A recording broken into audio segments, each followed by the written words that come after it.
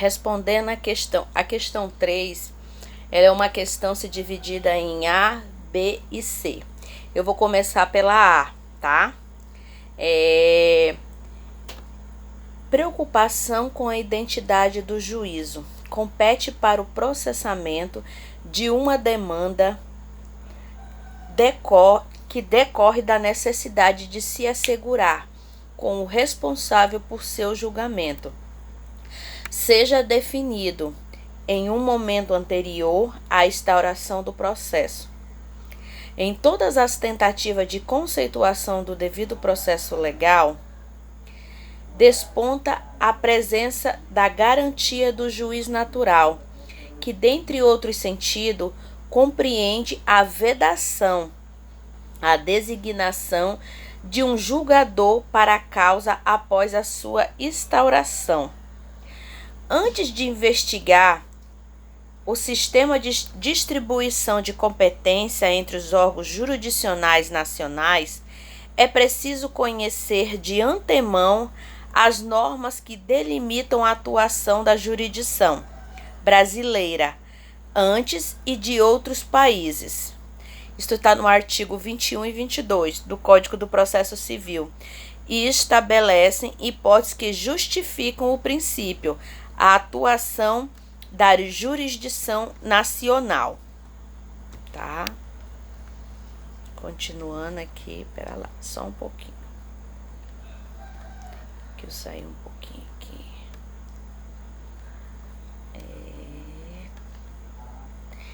É o que se passa, por exemplo, e ordinariamente com os casos de competência territorial. Prevê-se como regra geral que a competência para o processamento de uma demanda pertence ao local do domicílio do réu, pois assim se presume a colaboração com o acesso à justiça dessa parte, que no início do processo se encontra em situação de desvantagem. O professor Breno citou a situação daquela criança, né, que estava em Manaus, que a mãe, ao se separar, né, leva para Manaus e eles, tanto o pai tanto a mãe, eles implantam situações para a criança, ela querendo levar a ação para Manaus e o pai querendo trazer a ação para Rondônia, né? E aí o juiz decide a questão da familiaridade, todas elas, né, tem essa situação. Continuando aqui. Com acesso à justiça dessa parte, que no início do processo se encontra em uma situação de desvantagem em relação ao autor. No entanto, como dito, é apenas uma presunção. Nada impede que as partes, por motivo que apenas a elas dizem respeito, renuncie a essa situação de vantagem. Outro exemplo de critério adotado para a fixação da competência com o propósito de tutelar interesses exclusivos das partes pode ser encontrado no Código do Processo Civil e na legislação esparsa. Assim, no Código de Defesa do Consumidor, prevê-se que a parte hipossuficiente ao propor uma demanda pode optar pelo fórum do seu domicílio, pelo fórum do domicílio do réu ou do local de cumprimento da obrigação ou ainda pelo fórum da eleição contratual, facilitando-se assim o seu acesso à justiça. O professor também citou aquele exemplo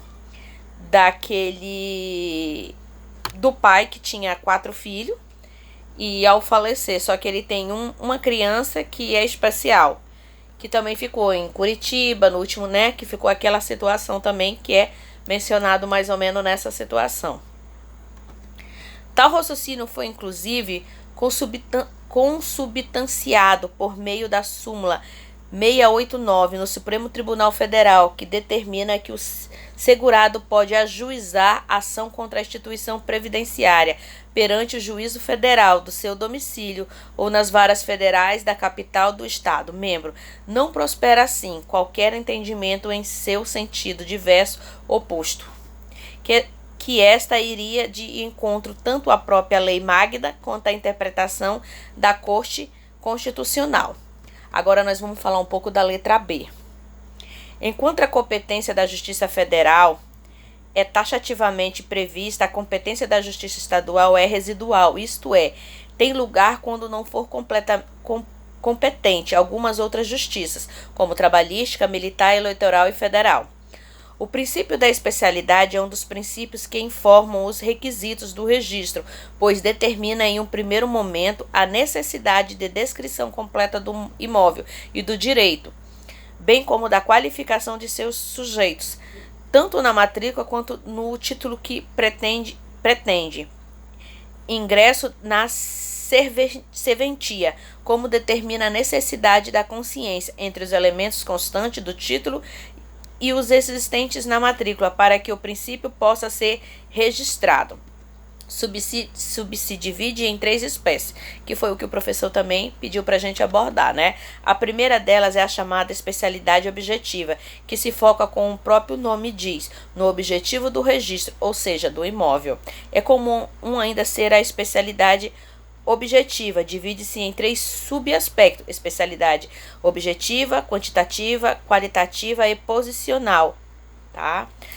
No segundo momento, a especialidade objetiva ainda exige que o título que pretende ingressar no registro de imóvel também possua todos os requisitos elencados na lei como essenciais para a sua caracterização e que estes requisitos constantes do título coincidam com os descritos na matrícula.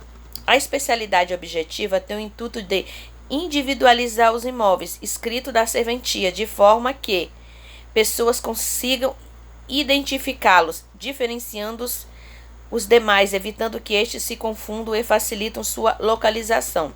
A segunda especialidade que encontramos é a chamada especialidade subjetiva, a qual diz respeito às pessoas que por qualquer motivo aparecem nas relações jurídicas. O princípio da especialidade subjetiva é muito importante para evitar que se confunda as pessoas constante dos registros com terceira, o que poderia gerar grandes prejuízos. A terceira espécie é a chamada especialidade do fato jurídico inscritível, a qual se refere diretamente ao direito, que está sendo publicitado com a inscrição. Enquanto não se procede à retificação nas áreas remanescentes, o imóvel não poderá ser objeto de alienação, uma vez que o título corresponderá, não adenderia ao princípio da especialidade, na verdade, enquanto não for providenciada a correta individualização do imóvel.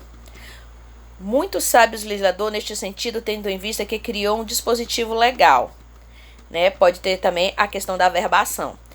Vamos responder um pouquinho agora a letra C. A percepção. A percepção é uma punição jurídica para quem usa incorretamente o direito da ação judicial legal. O conceito de coisa julgada está previsto no artigo 502 do Código do Processo Civil, que a descreve como sendo uma autorização que impede a modificação ou discussão de decisão de mérito, da qual não cabe mais recurso. A litispendência é a repetição da ação e existe as mesmas partes para causa de pedir, é o mesmo de alguns pedidos de alguns dos artigos. No modelo do artigo 103 do Código do Processo Civil, é suficientemente a identidade da causa de pedir ou do pedido para que seja reconhecida a conexão, cuja consequência será a reunião de ações. A convenção de arbitragem é um pacto processual, celebrando por escrito dentro de negócio jurídico mais amplos ou instrumento que se encontra-se separado, como subespécie dos negócios jurídicos, possui força vinculativa e integra a base econômica do contrato na qual está inserida.